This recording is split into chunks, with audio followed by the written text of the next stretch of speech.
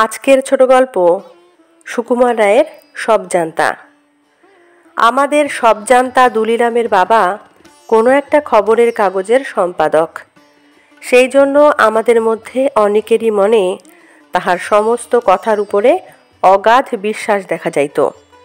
যে কোনো বিষয়েই হোক, জার্মানির লড়াইয়ের কথাটাই হোক আর মোহনবাগানের ফুটবলের ব্যাখ্যাই হোক, দেশের বড় লোকদের ঘরোয়া গল্পই হোক আর নানা রকম উৎকট রোগের বর্ণনাই হোক, যে কোনো বিষয়ে সে মতামত প্রকাশ করিত।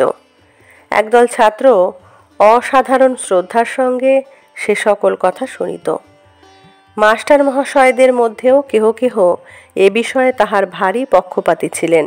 দুনিয়ার সকল খবর লইয়া সে কারবার করে, সেই জন্য পণ্ডিত মহাশয় তাহার নাম দিয়াছিলেন সব জানতা। আমার কিন্তু বরাবরই বিশ্বাস ছিল যে সব জানতা যতখানি পাণ্ডিত্য দেখায়, আসলে তাহার অনেকখানি উপর চালাকি। দু চারটি বড় বড় শোনা কথা আর খবরের কাগজ পড়িয়া ২-১০টা খবর, এইমাত্র তাহার পুঁজি। তারই উপর রংচং দিয়া নানা রকম বাজে গল্প জুড়িয়া সে তাহার বিদ্যা জাহির করিত। একদিন আমাদের ক্লাসে পণ্ডিত মহাশয়ের কাছে সে নায়েগ্রা জলপ্রপাতের গল্প করিয়াছিল। তাহাতে সে বলে যে নায়েগ্রা